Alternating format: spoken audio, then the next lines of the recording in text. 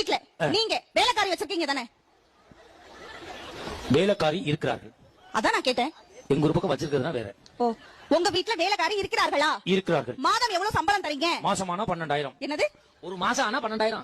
மாதம் எவ்வளவு சம்பளம் தரீங்க? மாதம் 12,000. ஒரு வருஷத்துக்கு எவ்வளவு சம்பளம் தரீங்க? 12 × 12 299. நீ டீ கடை பாக்கி வச்சதெல்லாம் இங்க சொல்லி இருக்காரு. 147. 1,40,40 பணம் கொடுக்குறேன். நான் கேக்குறேன், ஒரு வருஷத்துக்கு 1,44,000 ரூபாய் தரீங்க.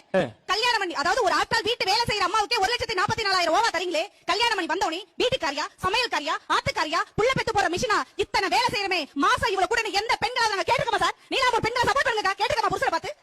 வேலைக்காரிக்கு சம்பளம் கொடுக்குறோம், வீட்டுக்காரிக்கு சம்பளம் கொடுக்கறது இல்லைன்னு கேக்குறேன். நான் கேட்டுக்கமா? வேலைக்காரி அவ பாக்குற வேலை சரியில்லைனா போடினா அடுத்த வீட்டுக்கு வேலைக்கு போயிருவா.